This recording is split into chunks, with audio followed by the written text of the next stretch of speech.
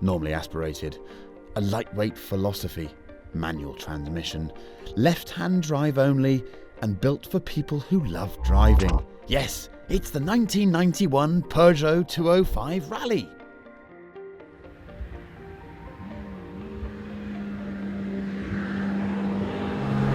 Now you're probably thinking, has he completely taken leave of his senses by comparing a 1.3 litre Peugeot 205 to arguably the finest Porsche 911 ever built?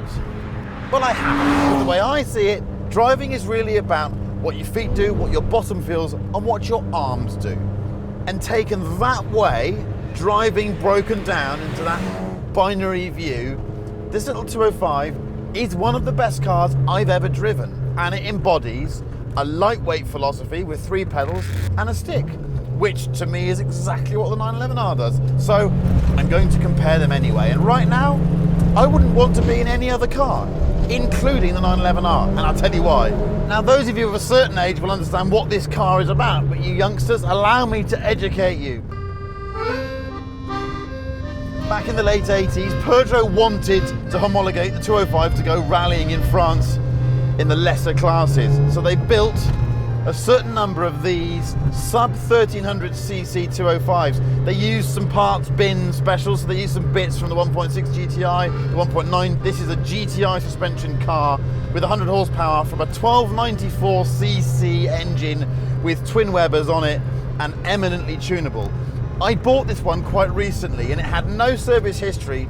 I didn't quite know what I was buying, but now I've got it back here, I can be fairly certain it has more than 100 and whatever it's supposed to have, 105 bhp, 103 horsepower. This feels like it's got a load more, because I don't think a 205 GTI 1.6 would see where this had gone. It's that much faster. But fundamentally, this is a Rallye on sticky tyres, and it just feels so alive. And it's not just about how it revs out. I'm talking about the steering, the pedal feel, the gearbox. I mean, for me, just driving slowly, this gearbox is the sweetest gearbox of any car ever made. And I include the 911R in that. Now this thing is supposed to have 105 horsepower and it's supposed to weigh about 790 kilograms. Well, I've got Neil next to me, so it's a bit heavier than that at the moment, but this one feels a bit lighter, it's grippier, and I think it has more than 105 horsepower because it's a right little rocket sled. It has one of the best gear changes of any car ever made. It's short, it's precise, the pedal box is just superb. The grip, it's on Toyo 888s, you just throw it in and it goes.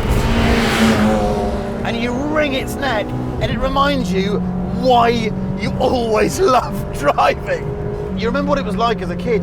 The unassisted steering is light, just off centre, but as it loads up and as you put more and more load in, your arms begin to think, oh, I'm hanging on to that, I'm hanging on to that, and then you see the veins coming out in your forearms. What a car, look at that A-pillar there.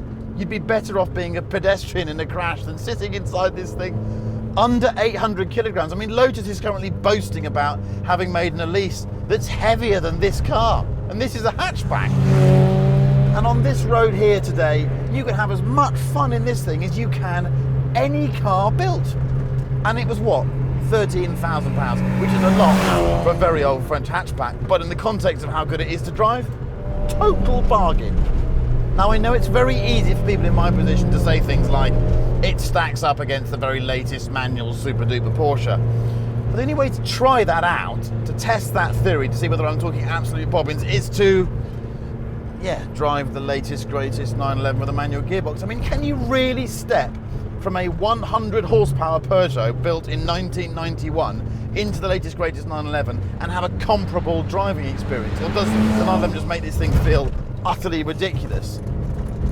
I don't know, I suppose you have to do it to find out. Here we go then, some 911. What does it feel like when you jump from that Peugeot straight into the greatest 911 of all? Odd. This car feels huge, it feels heavy, it feels big, and it feels quite soft initially as well because that Peugeot is very stiff. It also feels very, very fast after the Peugeot. In second gear, this thing is rabidly fast. It's so fast that every time you go full bore in second gear, mentally, you have to move your hand towards the gear lever, because as you accelerate, you'll need third. It's a bit like a bike in that respect. You're there waiting for the gear.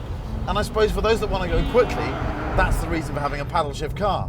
But for those of us that love driving, that's part of the excitement. You spend quite a lot of time driving with one hand on the wheel, so I come out of this turn now on one hand on the wheel so I can grab third on the way out. So it's good for the old upper body. And what I will say is that everything's happening at such a low speed in the Peugeot compared to this thing. I love this car, but if you give it full bean second, third, get up into fourth, you're going quite quickly. Whereas in the Peugeot, you really aren't. The shift quality, it's slicker than the Peugeot's, but it's less mechanical. The steering in this car is great for a modern assisted electric rack, but compared to that unassisted rack in the Peugeot, there's no great sense of weight building up and of grip level through the front axle the way that Peugeot is. That's telepathic compared to this thing. But then there's the rear driven aspect. Of course, the engine in this car is just amazing.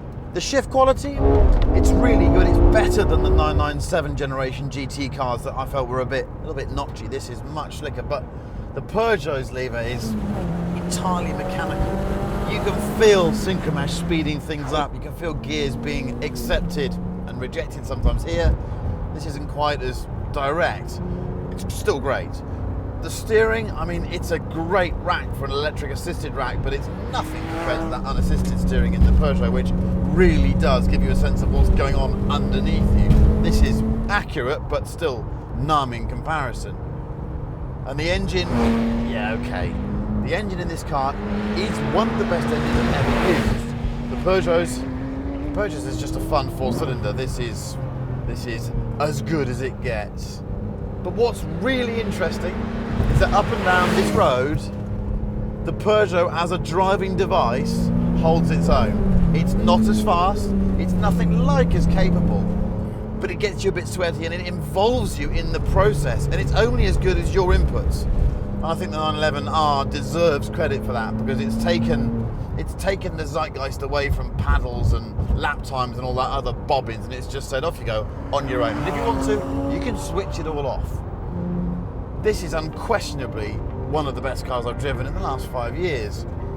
But if you break driving down to the very basics, to what your feet do, what your hands do, how your body reacts, how you feel about the process, that little Peugeot, while it runs it quite close, that's ridiculous.